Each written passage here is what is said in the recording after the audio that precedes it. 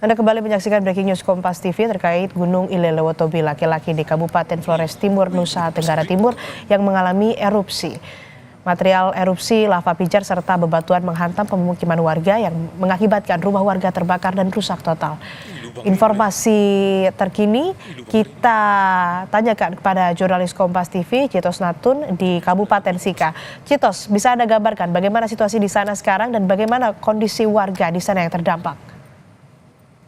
Baik, selamat pagi Astrid dan juga saudara. Memang untuk kondisi ini saya gambarkan bahwa beberapa ruas jalan antar memang terhambat dan juga material batu pasir yang terus menutupi jalan-jalan antar kabupaten ini. Sementara untuk kondisi perumahan dan permukiman warga, terutama yang paling terdampak adalah Desa Kelatanlo, di mana desa ini merupakan desa yang paling berada dekat dengan kaki Gunung Ilelewotobi laki-laki, sehingga berpotensi paling besar ketika terjadi letusan, di mana gunung yang mengeluarkan material berupa lava pijar dan juga pasir serta batu dari puncak gunung. Dan tadi malam memang desa ini paling banyak terdampak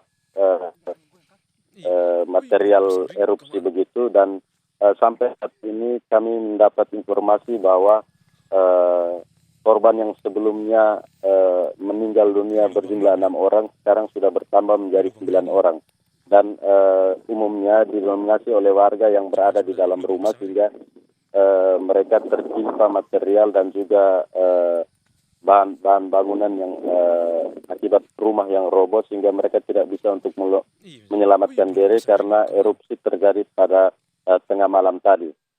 Untuk sampai saat ini pemerintah Flores Timur memang telah menyiapkan 3 lokasi aman bagi para warga yang mengungsi, di mana 3 lokasi aman ini berada di luar radius yang ditentukan oleh PVMBG, yang meminta agar masyarakat tidak melakukan aktivitas dalam radius 7 km. Dan untuk para korban sendiri, kami mendapat laporan bahwa warga-warga yang terluka dan juga yang telah ditemukan dalam kondisi meninggal dunia memang sudah dibawa ke puskesmas terdekat, yakni di Puskesmas Boru. Itu jaraknya sekitar 5 km dari desa yang terdampak, dan para warga juga mulai mengungsikan diri sejak pagi tadi, mulai dimobilisasi dengan kendaraan-kendaraan warga untuk menyelamatkan diri. Untuk bantuan sendiri, Astrid dan juga saudara, tim Basarnas dari Basarnas Maumere dan juga tim Brimob Maumere telah berangkat dari Kabupaten Sika, kira-kira 2 jam lama perjalanan dari Kabupaten Sika menuju ke lokasi untuk melakukan evakuasi atau pencarian korban yang memang sampai saat ini masih tertimpa material vulkanik dan juga rumah-rumah warga yang roboh. Untuk fasilitas-fasilitas publik sendiri, ada sekolah yang memang terdampak, itu beberapa bangunan roboh total, dan juga beberapa biara susteran di sana yang juga terdampak lontaran material dari gunung sejak tadi malam. Astrid. Ya, lalu terkait dengan warga yang tadi Anda sebutkan juga sudah mulai mengungsi ya. Tadi disebutkan juga oleh BNPB sudah dievakuasi, ada beberapa yang mendapatkan perawatan medis langsung di puskesmas, lalu ada yang mengungsi juga. Bisa Anda gambarkan, Citos, bagaimana posko pengungsian di sana? Ada berapa, dan juga apakah kondisi posko pengungsian di sana juga sudah bisa memenuhi kebutuhan para pengungsi warga yang terdampak di sana? Untuk lokasi pengungsian dan posko pengungsian, Astrid, kemarin kami sempat berada di lokasi tempat terjadinya letusan ini. Memang untuk posko-posko ataupun tenda-tenda yang disiapkan oleh pengungsi, kemarin baru terlihat itu posko di SD yang berada kurang lebih 5 km dari gunung. Dan untuk posko ataupun tenda-tenda sendiri memang seperti biasa, ketika kejadian pada erupsi bulan Januari kemarin, tenda-tenda itu akan didatangkan dari pusat kabupaten, yaitu di Kota Larantuka, kurang lebih perjalanan jauhnya sekitar 2 jam.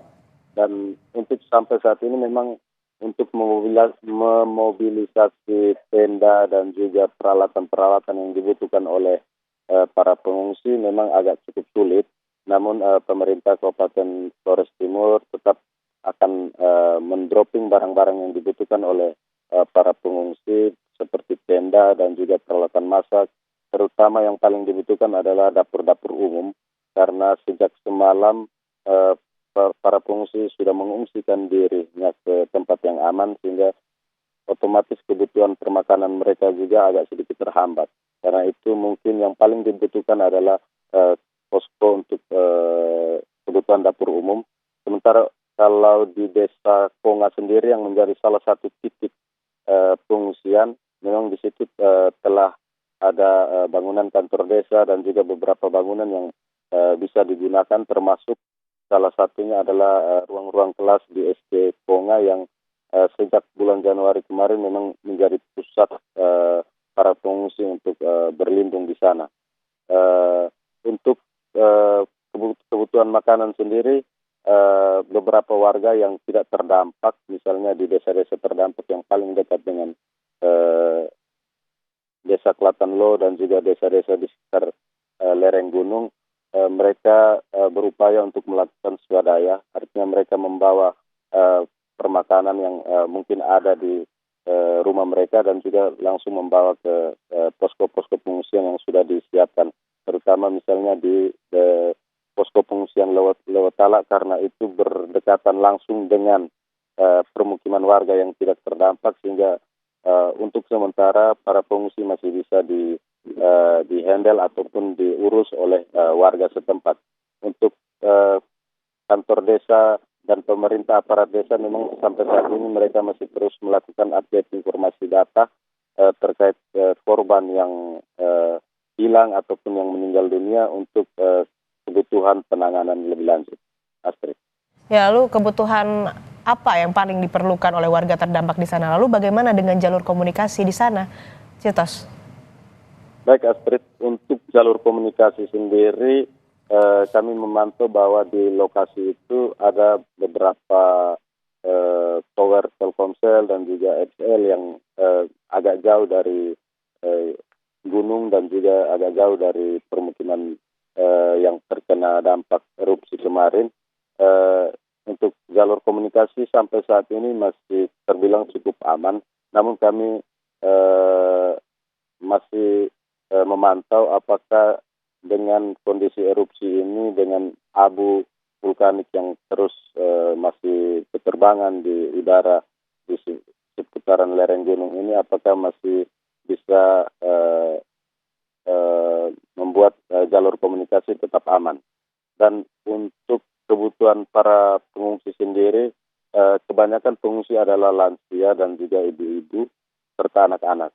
Karena itu kebutuhan yang paling dibutuhkan adalah soal kebutuhan para perempuan dan juga makanan serta obat-obatan, karena sejak semalam kami mendapat informasi bahwa abu vulkanik yang keluar yang dimuntahkan oleh Gunung Ilelewatobi laki-laki itu membuat sejumlah masyarakat kesulitan untuk bernapas, karena itu ada yang harus mendapat pertolongan oksigen ataupun dari paparan-paparan abu vulkanik itu, sehingga masyarakat memang kesulitan untuk beraktivitas hingga saat ini.